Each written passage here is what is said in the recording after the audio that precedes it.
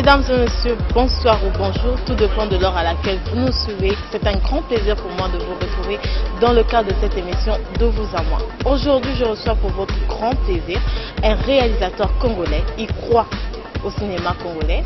On l'appelle Amour Sauveur. Il est aussi le président d'un club de réflexion du développement de l'art cinématographique congolais. Voilà. Bonsoir, monsieur Amour Sauveur. Bonsoir. Merci d'avoir répondu à notre invitation. J'aurais fait autrement. Alors, ma première question est toute simple. Dans le monde entier, on vous appelle Amour Sauveur. Vous n'avez pas un nom? Amour Sauveur. Amour Sauveur, c'est comme ça que votre père vous a appelé? C'est comme ça que j'aime qu'on m'appelle. Pourquoi? Parce que ça rime bien avec ce que je suis et ce que je fais. Je trouve qu'Amour Sauveur, c'est très artistique.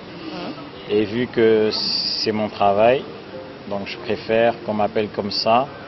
Le fait de garder mon nom de famille, ça me donne l'impression de vraiment faire la différence entre ma vie privée et ma carrière. Alors, ancien musicien, vous êtes converti en réalisateur. Comment vous avez amorcé cette déviation au cinéma? Déviation. Oui, c'est une déviation. Vous étiez musicien. Je suis toujours musicien. Même si je ne chante plus sur des scènes de musique. Non, mais en fait, c'est arrivé ça même. L'art, c'est un moyen de communication. C'est un instrument qu'on utilise pour dire certaines choses. Et à un moment donné, j'ai cru comprendre que la musique me limitait un peu dans la capacité de dire toutes les choses que je pensais. Et je trouvais que le cinéma me donnait plus de moyens d'expression. Et puis je suis un peu, on va dire, superstitieux. J'aime le chiffre 7. Parce que le chiffre 7, c'est un peu mon chiffre. Et le cinéma, c'est le 7e art. Mais la vraie raison, c'est que je trouvais que le cinéma me donnait plus de moyens que la musique pour m'exprimer. Parce que dans le cinéma, on mélange tout. On mélange la musique, les couleurs, les textes, donc on a plus de marge, on a plus de possibilités que dans la musique. Ça, c'est à mon entendement, quoi. Donc c'est un peu ce qui a justifié mon basculement dans cet art. Et puis surtout parce que le 7 est mon chiffre porte-bonheur. Alors, vous présentez votre premier film en 2001 avec une bande d'amis. Pouvez-vous nous expliquer cette aventure et qu'est-ce que ça représente pour vous? Alors, on va corriger une petite chose. C'est vrai que on a commencé en 2001, mais le film s'est fait en 2002. En 2002. Mais c'est simple. Alors, on était un groupe d'amis, on était très passionnés. On avait envie c'est comme je disais, on avait envie de dire les choses. Et on trouvait que le cinéma était un moyen qui nous permettait de toucher un large public. Donc on peut être à Brazzaville, mais on peut toucher quelqu'un qui est à Pointe-Noire, à Infondo, à Evo, à Dolisie. Et donc avec ses amis, on s'est regroupés. On a commencé à faire le tour de tout ce qu'on voyait à la télé. Et pourquoi nous, les jeunes Congolais, on n'arrivait pas à faire comme les autres. Et puis on a décidé, on a dit, bon, et si on faisait? Mais pour faire, il faut quand même qu'on puisse s'entourer de toutes les garanties, d'une expertise avérée. Et donc on a pris notre courage, nous sommes allés voir le premier cinéaste congolais, donc le vétéran, le doyen Sébastien Kamba.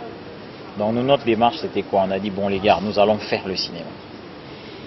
Mais, est-ce que dans ce pays, il n'y a pas des gens qui ont déjà fait le cinéma? Quand on a fait nos recherches, on a dit, si, il y a des gens qui ont fait le cinéma, et le président est le plus célèbre d'entre eux, c'est Sébastien Kamba, voici son adresse, voici son numéro de téléphone. Nous, on a fait la démarche, on est allé le voir pour lui dire, nous, on est passionnés, on aimerait faire le cinéma. Et ce qui était bien, c'est qu'il nous a ouvert ses portes. Il nous a ouvert ses portes, il nous a ouvert son cœur, il nous a consacré son temps, sa connaissance, son expérience. Et c'est ainsi qu'est né le projet Sans Tabou. Oui. Donc un court-métrage de 26 minutes. Donc il nous a coaché, il nous a conseillé, il nous a parrainé jusqu'à ce que ce film a vu le jour. Et donc on était un groupe, et vous savez, chacun de nous est né avec son charisme, avec un truc. Et je n'ai jamais su pourquoi, mais dans ce groupe, c'est moi qu'on avait choisi pour réaliser le film. Parce que le vieux Sébastien Kamba nous avait dit, bah, quand on fait un film, il y a un réalisateur, il y a un assistant, il y a un ci, il y a un ça. Et dans le groupe où on était, bon, on a regardé selon les préacquis, les quelques voilà qu'on avait. Et ensemble, on a décidé, c'est Amour qui va réaliser. Un tel va être assistant, un tel va faire script et tout ça. Donc c'était une sorte d'atelier. Et on a travaillé. Donc le vieux Sébastien Kamba, du jour où nous sommes allés le voir jusqu'à la fin du film, il était avec nous tous les jours. Donc quand on avait besoin de lui, il répondait présent. Il n'a jamais dit non, vous m'emmerdez. On sentait vraiment qu'il avait envie de transmettre. Donc on était arrivé au bon moment. Et il nous a transmis. Et à l'époque, c'était très difficile de dire à une personne que je veux faire du cinéma. Comment avez-vous trouvé les financements et comment avez-vous fait pour convaincre surtout? Comme on dit, impossible n'est pas français. Et j'ai toujours pensé que la difficulté, ça a une sorte de leitmotiv. Ça te donne encore plus de courage, plus d'envie quand tu es devant une difficulté. Parce que Oui. tu sais que si tu réussis à contourner ou à franchir cette difficulté-là, tu auras marqué quelque chose, tu auras réussi à faire quelque chose. Nous, on a dit, on va oser, parce qu'on dit, si tu ne demandes pas, ne dis pas qu'on t'a pas donné. Donc on s'est dit, si on veut vraiment faire du cinéma, il faut qu'on aille vers ceux qui ont déjà fait. Donc quand nous sommes allés voir le vieux Kamba, nous ne sommes pas allés, on croyait vraiment qu'il allait accepter. Donc on avait la conviction. On n'a pas douté, nous. On n'a pas douté un seul instant. On s'est dit, il ne faut pas douter. Si tu doutes, voilà. C'est chaud. Voilà. Nous, on n'a pas douté. On a dit, c'est ce qu'on veut faire. Pour le faire, voici la démarche. Ben on va suivre cette démarche-là. On est allé le voir, on a trouvé les mots.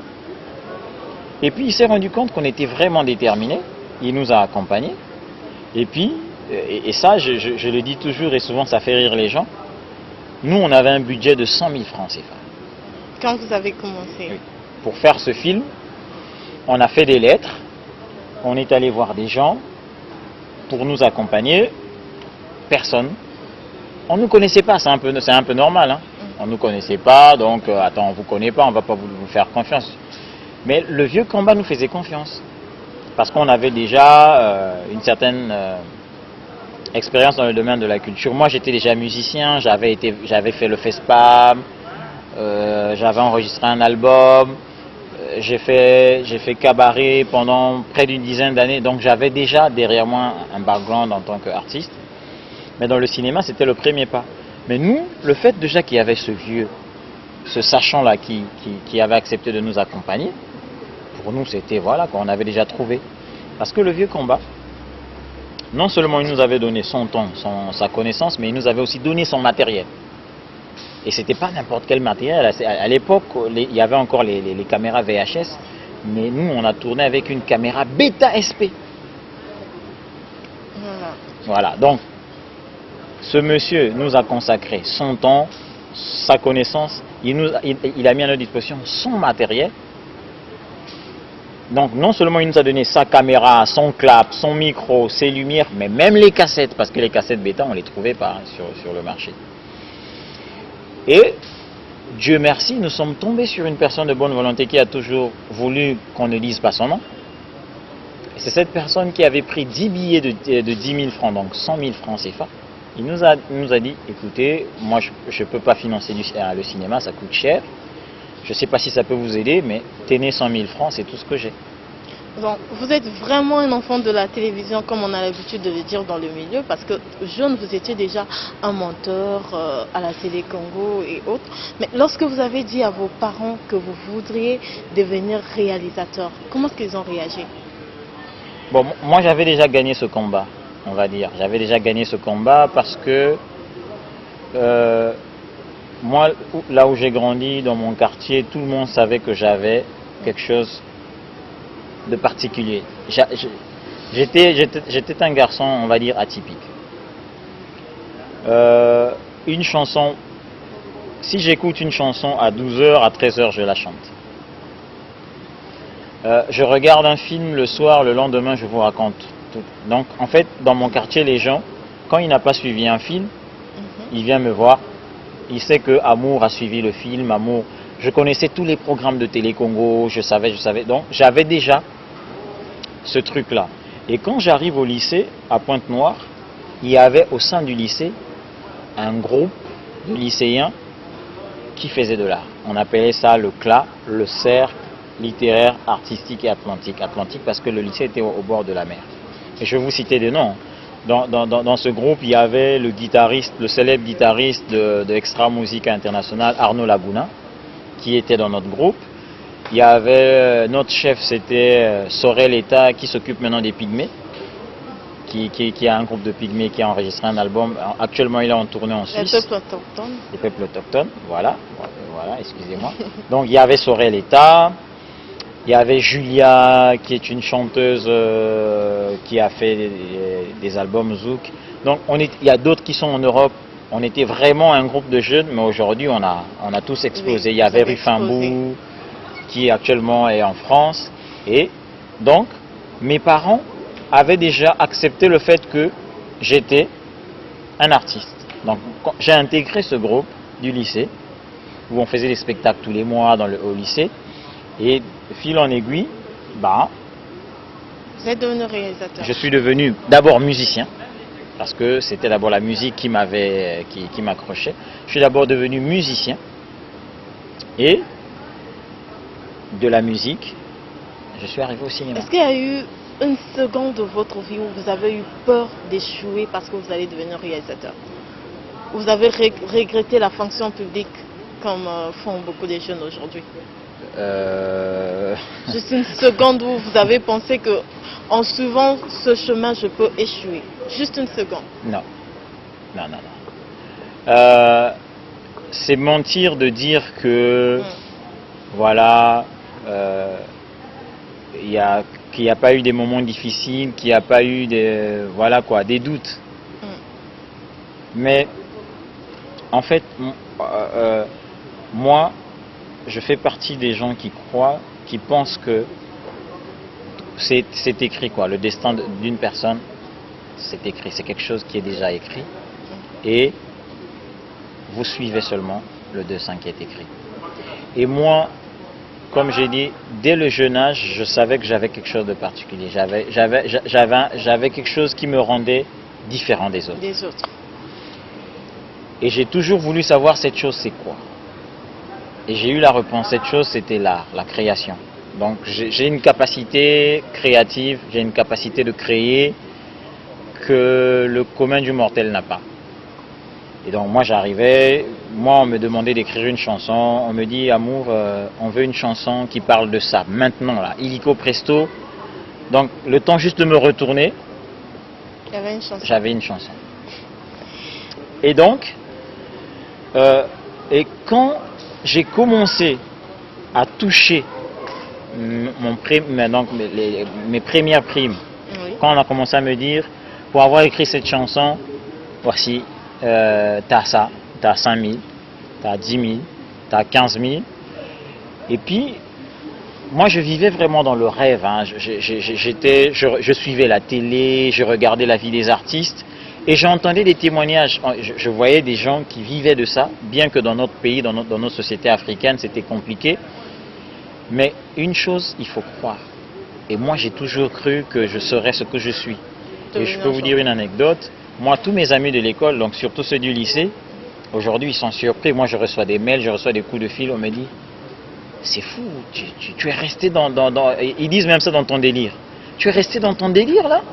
Je dis, ouais, je suis resté dans mon délire. Mais maintenant, il y a beaucoup qui sont fiers de moi parce que je suis resté dans mon délire, mais j'ai réussi. Donc, j'ai jamais dit que... et ça, c'est un conseil que je donne en passant aux gens. Quand tu veux faire quelque chose, faut pas douter, faut pas te dire, est-ce que ça va marcher? Non, il faut dire ça va Ça va marcher. marcher. C'est la devise de Barack Obama. vie. Yes, we can. Donc en 2004, vous allez atteindre le premier palier de votre parcours cinématographique, puisque en 2004, vous sortez un film Joe, le rêve inachevé, qui sera très bien accueilli par le public, qui va même vous donner l'opportunité de participer au festival de Cannes. Est-ce que c'était la plus belle expérience de votre vie? Non, je ne sais pas si je peux dire c'est ma plus belle expérience. C'est peut-être pas la plus belle, mais c'est une très belle expérience. Oui.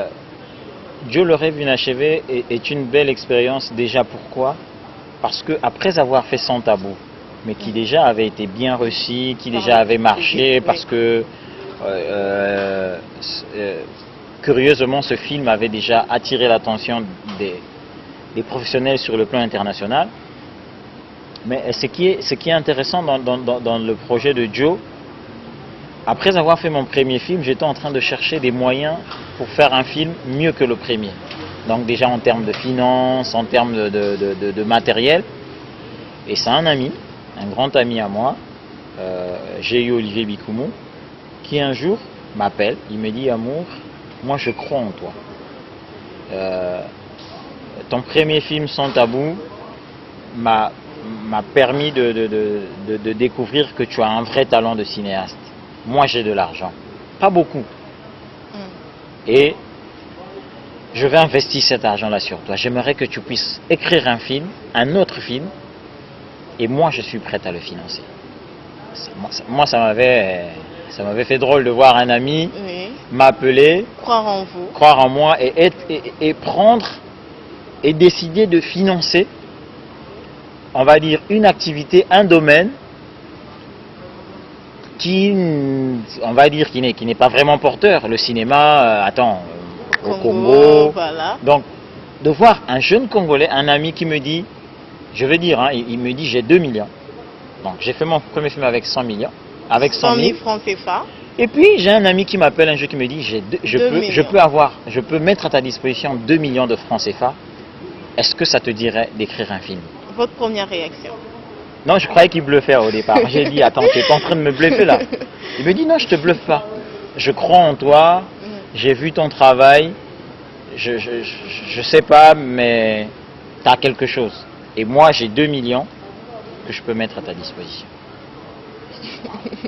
Et là, paf! Mais j'avais déjà des scénarios dans mon tiroir. Donc je suis allé sortir le scénario de Joe parce que je trouvais qu'à l'époque, à cette année, ce scénario correspondait à la réalité de cette année, parce qu'à l'époque, on avait des problèmes de visa et tout ça. Et dans ce film, je parlais de ça. Et puis lui aussi, l'histoire l'a accroché. Et là, on a fait recours. Et comme toujours, c'est-à-dire que moi, quand je travaille, comme j'aime la rigueur, j'ai encore fait recours à l'expertise des doyens, des anciens. Donc je suis allé prendre le caméraman, le preneur de son, l'éclairagiste à la télévision nationale. Des gens qui ont fait leur arme dans les pays, dans les grands pays de la télévision. Donc il y avait Anatole Mafoula qui a appris à filmer en URSS, comme d'ailleurs toutes les personnes de cette génération. Il y avait Sylvestre Malubuka qui est, voilà, au niveau de Télécongo, tout le monde le connaît, c'est lui qui fait pratiquement l'éclairage surtout. Et il y avait Adélaïde Bouéa qui fait le son. Et le fait aussi que cette équipe avait accepté de travailler avec moi, ça me réconfortait, quoi, de voir que des professionnels, des gens qui ont appris leur métier dans des grandes écoles d'Europe, acceptaient de tourner dans un film d'un, entre guillemets, autodidacte. Parce que moi, je sortais d'aucune école encore. C'est grâce à ce film que vous êtes programmé au festival panafricain de Cannes. Comment avez-vous été sélectionné? Comme le plus naturellement du monde. On a fait le film, et puis on a pensé que le film méritait d'être montré dans le monde entier. Et on est tombé sur ce message sur Internet qu'il y avait le festival panafricain de Cannes qui cherchait des films. Donc il y avait un appel à films. Donc nous, on a enregistré un DVD, on a mis dans un pli, on a envoyé. C'est arrivé, le jury, donc le comité d'organisation du festival, s'est réuni. Ils ont visionné le film. Et après, on a reçu un mail où on nous dit « Nous sommes intéressés par votre film, nous allons le programmer parce qu'on trouve qu'il est bien fait. » Donc, en 2011, vous participez au 40e festival de Rotterdam. Ouais. Alors, où vous allez mettre en scène les Chinois et Ouais. tout. Est-ce que c'était facile de travailler avec des comédiens chinois? Là aussi, c'est aussi une très belle aventure dans ma carrière de cinéaste, de réalisateur. Peut-être même la plus belle parce que là, il y avait un challenge plus fort. Donc, on m'avait sélectionné sans que je le sache dans un programme qu'on appelait Reading Africa. Donc, c'est une fondation qu'on appelle la fondation Uberbald qui finance le cinéma et beaucoup d'autres activités culturelles dans le monde, qui avait donné de l'argent au Festival de Rotterdam pour produire 7 jeunes réalisateurs africains. Oui. Et je reçois un mail où on me dit « Nous sommes intéressés par votre travail parce que dans ce programme-là, ils avaient besoin d'un film comique. » Il dit nous aimons votre humour. On aimerait que vous puissiez faire partir du Reading Africa parce qu'on a besoin d'une comédie dedans. Est-ce que ça vous intéresse? J'ai dit oui et non. Oui, parce que ça m'intéresse de faire des films, mais non, parce que je n'arrive pas à cerner le projet. Ils me disent non, c'est simple. Vous avez 2 semaines. On vous paye tout.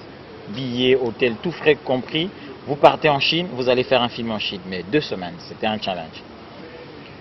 Et puis j'ai dit ok. Il m'a dit il n'y a pas de contrainte. Nous on va pas lire le scénario. Il n'y aura pas de censure. On ne dira pas tel dialogue est mauvais. C'est votre histoire. Nous tout ce qu'on veut c'est que vous puissiez nous faire un film comique en Chine, 2 semaines. Voici le budget. J'ai dit waouh, quelle belle aventure. C'est comme ça que je me retrouve en Chine. J'avais 15 jours. Je ne connaissais pas la Chine. Et donc, j'arrive en Chine pendant 15 jours. Et j'ai toujours aimé dire ça parce que je rigolais. Le producteur, Gertjan, un Hollandais, ne comprenait pas parce que moi, j'ai fait 15 jours en Chine. J'ai passé 10 jours à me balader. Je dis bien, j'ai passé 10 jours à me balader. Donc, vous avez choisi l'histoire d'un homme qui, pour convaincre son employeur, qui n'était pas son éventuel employeur, ouais. qui n'était pas atteint du VIH, va emprunter l'enfant de sa sœur. Ouais. Non, c'était même pas de sa sœur. En fait, va emprunter un bébé, voilà. Pour présenter à son éventuel employeur et lui dire que je ne suis pas atteint du sida et tout. La preuve, c'est mon bébé. Pourquoi avez-vous choisi cette histoire? Bon, c'est une très belle question. En fait, j'ai choisi cette histoire parce que j'avais envie de raconter une histoire congolaise avec des acteurs chinois.